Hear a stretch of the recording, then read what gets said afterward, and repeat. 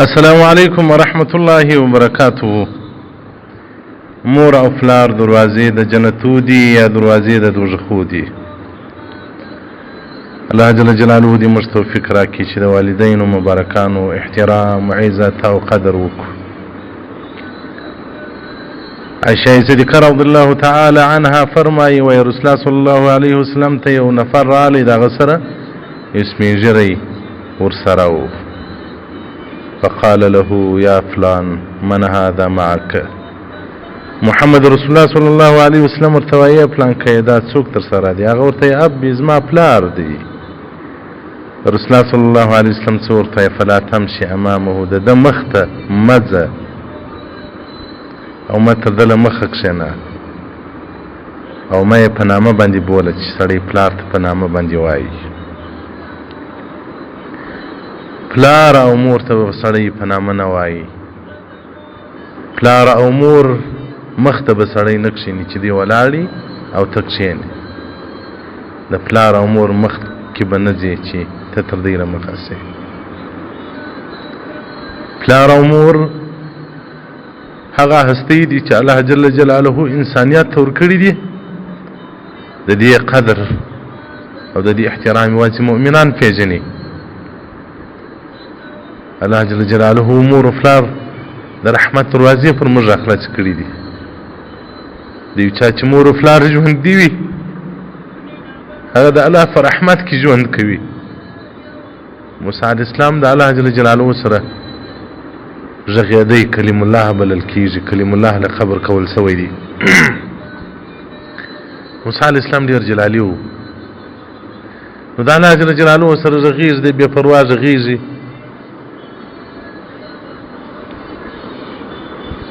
یو وخت الله جل جلاله ورته وایي یا موسی علیک الصلاة والسلام احتیاط، بل وار که د پخوا پر شان باندې وغږېدې د انبیاو له دیوانو له دفتره باندې نوم وباسم.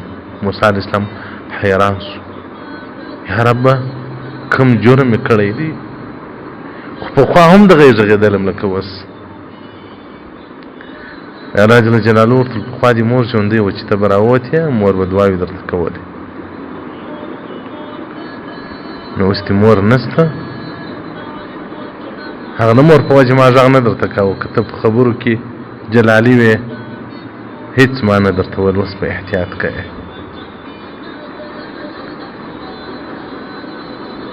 نو الله جل جلاله دې د مور و پلار قدر را نصیب کړي. الله دې د عزت را نصیب کړي.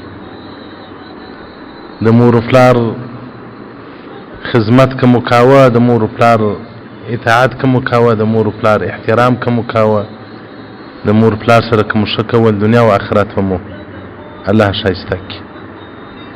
که غواړئ چې بدنونه مو سالم سي له مرضیو څخه، که غواړئ چې عمرونه مو ډیر سي، که غواړئ چې د ژوند خوشحالي لاسته راوړئ، د مور و پلار په خدمت کې سي، د مور و پلار رضا لاسته راوړئ. محمد رسول الله صلی الله علیه وسلم فرمایي وایي د مور و پلار رضا د الله رضا ده. د الله رضا د مور و پلار په رضا کې ده. د الله غضب و قهر د مور و پلار په غضب کې دی. که مور و پلار د څخه ناراضه و الله ناراضه دی، که مور و پلار د څخه راضي و الله راضي دی. ابو یزید بسطامی رحمت الله تعالی علیه مبارک ډېر غټ شخصیت تېر سوی دی. ابو یزید بسطامی رحمت الله علیه مبارک نوم د هر مؤمن زده دی. ده ته څومره عظیم مقام الله ورکړي. ګوره په دا طریقت په تصوف کې څومره ډېر علما او مشایخ تېر سوي دي. نومونه یې ولاړل له خاورې سره خاورې سول. د بایزید بسطامي رحمت الله علیه نوم به تر یوم القیامه پورې ژوندی وي. بایزید بسطامي که نسته خو لیکن نوم یې ژوندی دی، سیرت و تاریخ یې ژوندی دی. دی وایي زما مور زما څه اوبه طلب کړلې چې اوبه راوړه. زه وایي ما چې اوبه راوړلې فوجدتها نائمه، دا ویده وله بیده وه. نو وایي ما نه راکښېنوله چې مور اوبه وڅښه، نه مې دا اوبه د هلته ورته ښوولې چې دا راپورته چې بیا خپله اوبه وڅښي. نو بایزید بسطامي رحمت الله علیه مبارک فرمایي وایي زه ورته ودرېدلم، د ژمي شپې دي، یخ دی، وایي زه ودرېدلم انتظار کوم چې دا راکښېني. کم وخت چې دا راکښېنستله غږ یې وکړې این الماء، اوبه کمې دي. وایي ما هغه کوزه ورکړله، هغه د اوبو کوزه مې ورکړله. باجي د بسامي رحمت الله علیه وایي خو زه ولاړ یم، دا اوبه پر لاس راتوی سوي دي، یخ دي، دا کوزه زما په لاس پورې ایښی سوې ده. کوم وخت چې مې مور کوزه ور اخي، کوزه زما په لاس پورې ایښی ده. وایي ما دا کوزه له خپله لاس څخه په دا بل لاس کش کړله چې مور ته کوزه ورکړم. زما د لاس پوستکي واوښتل، زما ګوتې وینې سوې، وینې یې راتوی کړلې.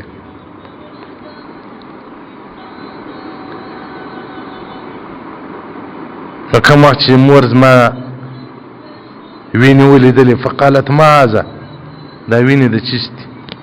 وایي ما ورته مورکۍ دا چې تا اوبه طلب کې ما چې اوبه راوړې ته ویده ولې، زه درته انتظار ولم، دا اوبه پر لاس راتوی سوي دي، یخ دي، اوبه مې په لاس پر ایښی سوي دي.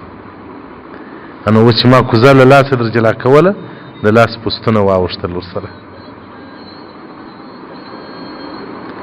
مور څه ورته وایي اللهم اني راضیه عنه فارض عنه. الله زه ورڅخه راضي یم، ته ورڅخه راضي سه. بازید بستامي رحمت الله تعالی علیه ته د سلطان العارفین لقب ورکول سوی دی. باچا د عارفانو دی، باچا د اولیاء تعالی دی، باچا د محبینو دی. لکه غواړي چې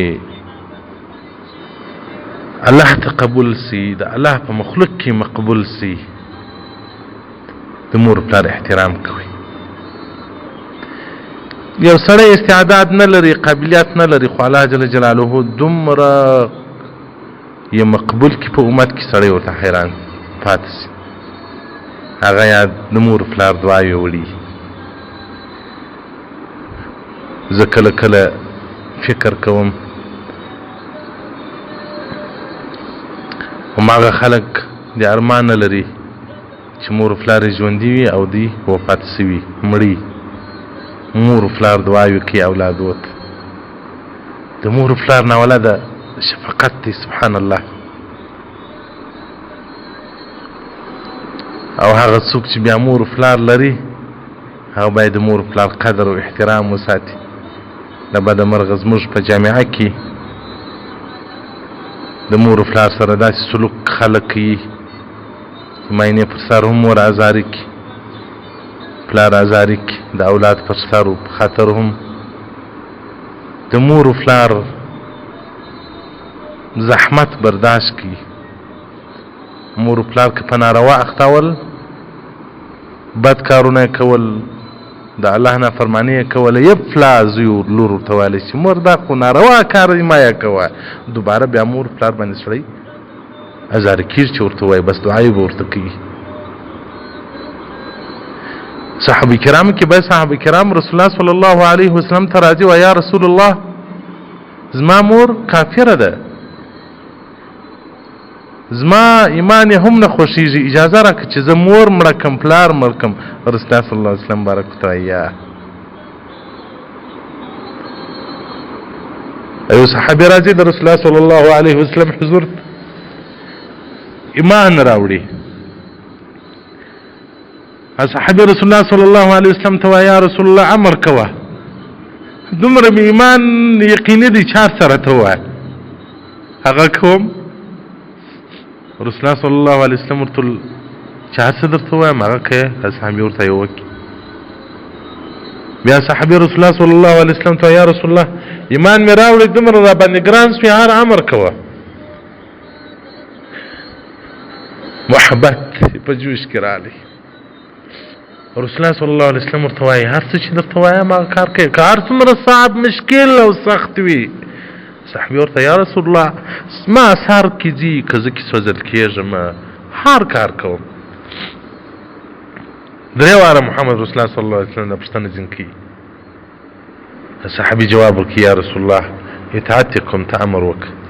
رسول الله صلی الله علیه وسلم ورته وایي ستا مور پلار کافران دي او ته مسلمان شوې، نو ته چې زما اطاعت کوې او ایمان دې راوړې په رښتیا سره ورسه دواړه مړک به را راسه. صحابي وایي په توره املاک یا رسول الله دا خو اسانه کار دی، ستا په امر کې ستا په محبت کې مور پلار دې تر تا قربان سي. صحابي پر توره املا کله ولاړ سو ځي اوس مور پلار وژني چې هغه کافران دي. زه مسلمان زه مسلم سولم مؤمن سولم. رسول الله صلی الله علیه وسلم بارک پر وخندل راویې ګرځوي ما د محبت معلومه وه چې څومره محبت را سره لري. رسول الله صلی الله علیه وسلم بارک الموږ په وسله رحمي سره امر سوي یو.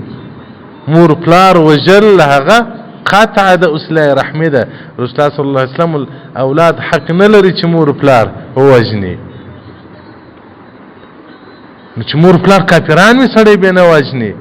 چې مور پلار کافران وي له یو ارمان سي وای چې سړی به د اسلام دعوت ترکي نور که د دې خوا بدېدل سړی به کار نه پلري. ابو هريره رضی الله تعالی عنه رسول الله صلی الله علیه وسلم ته راځي او رسول الله صلی الله علیه وسلم ته ژاړي وایي زما مور په تا کې بد و رد وایي. یا رسول الله زه به یې مړه کړم. رسول الله صلی الله علیه وسلم وایي نه قطعا چې مور ته په درانه نظر لا ونه ګورې زما په سر باندې مور دې د حق تر باندې لري بس چې وایي کار مه په لره. ابو هريره رضی الله تعالی عنه راځي رسول الله صلی الله علیه وسلم ته ژاړي ته زما مور ته دعا وکړه چې الله ایمان ور نصیب کړي.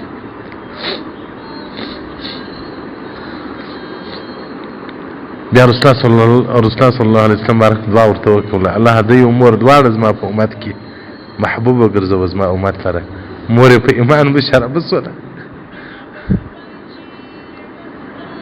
ابو هريره رضی الله تعالی عنه غوندې شخصیت د مور و مخته نه ورغورځي نه ورته وایي چې ته ولې په محمد رسول الله صلی الله علیه وسلم کې غږېږي. ګوره په محمد رسول الله صلی الله علیه وسلم کې هغه غږېږي. رسول الله صلی الله علیه وسلم ورته وایي ما کار به نه پلري مور دي د هر څه چې په ما کې وایي په الله کې وایي دي الله به هدایت ورته وکړي چې هدایت نه ورته وکړي ته حق نه لرې. نن زموږ وروڼه د ماینې پر سر مور مرورې کړي د ماینې پر سر باندې مور تشکنزل کوي د ماینې پر سر له مور سره جنجالونه کوي. الله دې رحم وکړي الله دې فضل وکړي. حدیث رقم 10396